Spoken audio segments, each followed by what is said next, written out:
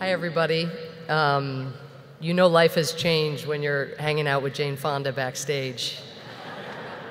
There is no greater embodiment of being outspoken on behalf of what you believe in and being all in every way than Jane Fonda, and it's a huge honor just even briefly to have shared the stage with her.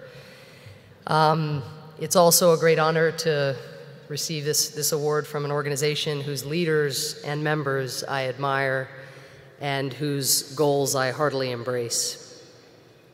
The relationship between the UN and the United States is among the globe's most important. And Ted Turner, Kathy Calvin, Tim Wirth, Felice Gayer, and the UNA USA deserve immense credit for keeping our ties durable and strong, and for never forgetting that we need to nurture and grow the constituency in this country that believes in that relationship. I want to begin my remarks tonight by paying tribute to the man in whose name this award is presented. He's not a well-known man. I did not know him, Leo Nevis. He was on the board of the Kennedy School of Government before I began teaching there, but I'm sure if I had known him, I would have loved him. What's not to like? The seventh son of Lithuanian immigrants, Leo Nevis broke through a wall of anti-Semitism in the 1930s to establish himself as a lawyer in Connecticut. During the Cold War, he became a sort of go-between for Soviet Jews, traveling to the USSR often, bearing gifts and sometimes wearing multiple coats so he could leave a few of them behind. Officially, anti-Semitism was banned in the Soviet Union, but the communists were adept at finding euphemisms to justify prejudice.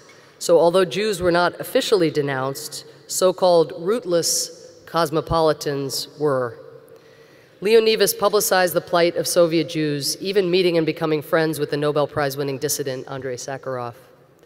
More broadly, Nevis believed in the UN, and among many other posts, he served as the chair of its Committee on Human Rights NGOs. Even closer to home, he joined with Paul Newman in supporting the hole-in-the-wall camps that to this day provide recreation and warmth to children who are seriously ill. As Mr. Newman recognized when he conceived this Human Rights Award, Leo Nevis showed us how to live a brave and compassionate life. And I'm truly honored that you've given me this connection to this remarkable man. Now, if you had known me growing up, you would have been astonished to see me up here tonight receiving a Human Rights Award. As a teenager, my idea of human rights was breaking curfew. I loved sports, above all, and might well have ended up as a sideline analyst during March Madness, or part of Ted Turner's other empire back in the day with the Atlanta Braves. But in college, I was stopped cold by the televised image of a young man standing in front of a tank in Tiananmen Square. It made me think, what is this all about? How did it happen? How did a person so alone simultaneously come to stand for the rights and aspirations of millions? And why are so many people around the world compelled to risk their lives just to obtain freedoms that most of us here just get to take for granted? From Leo Nevis, we see two things: an insistence on tending to the needs of the less fortunate, and a determination to oppose bigotry and discrimination. From this young man in Tiananmen Square, we see the importance of free speech and political openness, which are enablers to the enjoyment of all other rights. These are three very different dimensions of human rights work, and I would like to highlight three contemporary issues that underscore the difference that each of us can make in any of these realms. First, if we are to take inspiration from Nevis's generosity, the first place that springs to mind today is Syria. The people there are desperate for our help, literally desperate. The UN has issued 2 appeals totaling $4.4 billion in humanitarian aid, and that includes food, medicine, shelter, and critical winterization materials. Only half of the necessary funds have been raised. The need exceeds anything that we have seen in our lifetimes, and that's saying something. There are now 7 times as many Syrian refugees today as there were at this time last year. Gives you a sense of the gradient, the steepness of the gradient. Overall, more than 9 million people will need to be reached with humanitarian assistance in the coming year. And even if we can raise this money, which we must do, but which we should admit we have never done before at this scale, we must also recognize that opening up our checkbooks and our hearts is not enough. The Syrian regime is denying aid workers access to towns that they are besieging, even as it is allowing international chemical weapons inspectors into the country. This is outrageous. Humanitarian workers, whether from the UN or from independent organizations, are having their visas held up while Syrians are unable to receive the food, medicine, and warm clothing they have to survive this winter. More than 2 million Syrians in besieged and hard-to-reach areas are unable to receive assistance of any kind, and many of them have not been reached in almost a year. We do not know the state of the health of these people. According to the World Health Organization, up to 70% of the country's hospitals and healthcare centers in some areas have been badly damaged or closed. From the beginning, forces loyal to Assad have been making it impossible for doctors and nurses to do their jobs, even dragging patients from sick beds, because, according to a very perverse logic, anyone wounded by a government bomb or bullet, and those treating them, must be an enemy. Being a doctor now in Syria means that the life you save today may cost you your own life tomorrow. And that is why, of the 5,000 doctors who worked in the town of Aleppo before the conflict began, only 36 remain. 36 out of 5,000. We have to raise the political temperature on those who would deny assistance. In a conflict where there seems no shame, we must somehow reinvent it. Yes, it is true that Leonidas left his coats behind in the Soviet Union, but he also pushed at a political level for attention to the plight of Soviet Jews. He understood that humanitarian work is never strictly humanitarian. We must do the same, combining generosity, and in this case, political pressure on the regime such that they allow the very same access to humanitarians as they are now giving to chemical weapons inspectors. Second, if we are to follow Nevis's lead in fighting discrimination, we have the opportunity to do so this very week on an issue of profound importance, promoting the rights of persons with disabilities. The Senate Foreign Relations Committee yesterday resumed consideration of the UN Convention on the Rights of Persons with Disabilities, and I want to thank UNA USA for its stalwart backing as we strive to persuade legislators to approve this landmark treaty. I hope Capitol Hill is listening, because our message is clear: the rights of the disabled are not in a category separate from or less important than other forms of human rights. Consider, for example, the 5.5 million disabled American veterans who might want to travel to a foreign country but are afraid to do so because services are unavailable and mobility is impossible. An acquaintance of mine, Dan Bershinsky, was an Army infantry officer who lost both of his legs to an explosive device in Afghanistan. He traveled overseas to a World Cup match where every curb, step, and stair proved an ordeal. And that World Cup match was in South Africa. It wasn't in the jungle someplace. It was in a mainstream capital. Other veterans have been told, while on airplanes, to store their artificial limbs in overhead bins. Some blinded veterans have had their guide sticks confiscated by airport security after they are mistaken for weapons. One wounded veteran who climbs mountains says it is either easier for him to ascend a mountain than to actually get to it.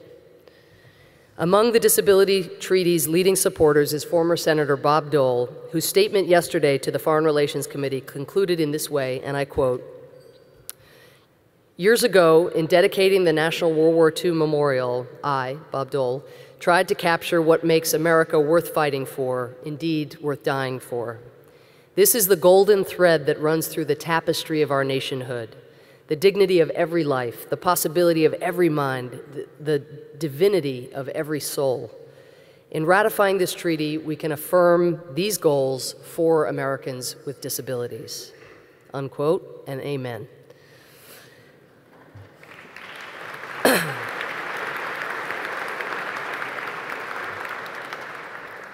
Third, and finally, for all the challenges that Leonidas faced and all the discrimination he encountered, he lived in the United States, where even then, lawyers, journalists, and advocates could use the First Amendment to fight for human rights. This luxury does not exist in many quarters around the world, and it was this ability to choose one's fate and to speak one's mind that the young man who braved the tank in Tiananmen seemed to be seeking for himself and for his countrymen and women. Around the world, even in societies that are partly free, we are today seeing a massive crackdown on civil society.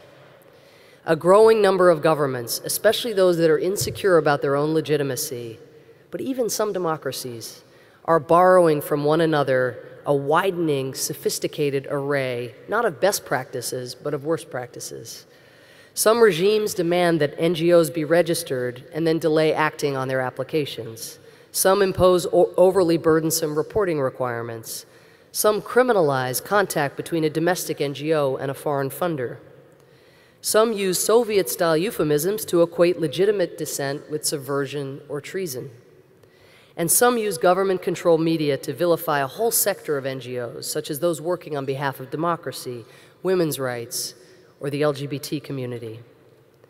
All told, more than 50 countries have, within the past few years, enacted new laws or new regulations aimed at restricting the activities of civil society. That's why President Obama convened heads of state, foreign ministers, and leading civil society activists in September, just this last September, on the margins of the UN General Assembly to shine a spotlight on this crackdown and to challenge the world to act.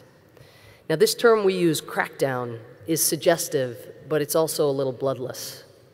The human reality behind it can be found in Sudan, where families mourn the death of loved ones killed by security forces during anti-inflation protests. In Belarus, where acclaimed human rights activist Ale Bialitsky is serving a multi-year prison sentence on trumped-up charges.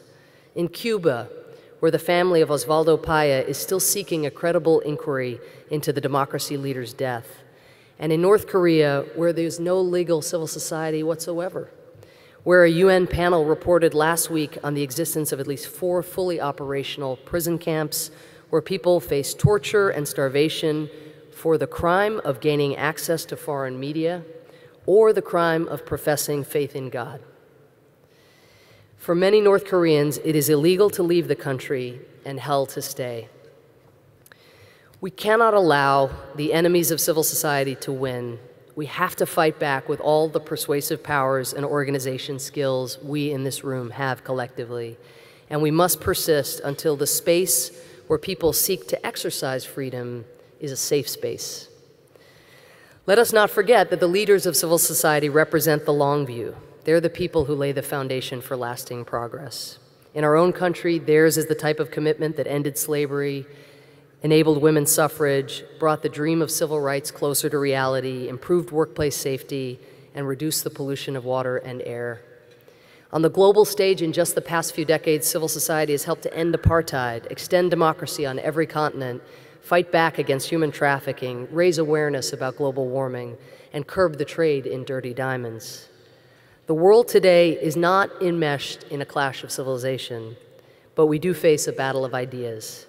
And the idea that civil society is an essential contributor to human progress must be defended when and wherever it is in peril. That principle of citizen action is at the core of the issues I have highlighted tonight, of meeting our obligation to others, of fighting bigotry, and of enabling all people to organize freely and to advocate for change without fear. It reflects as well the aspirations of those who conceived and drafted the UN Charter long ago.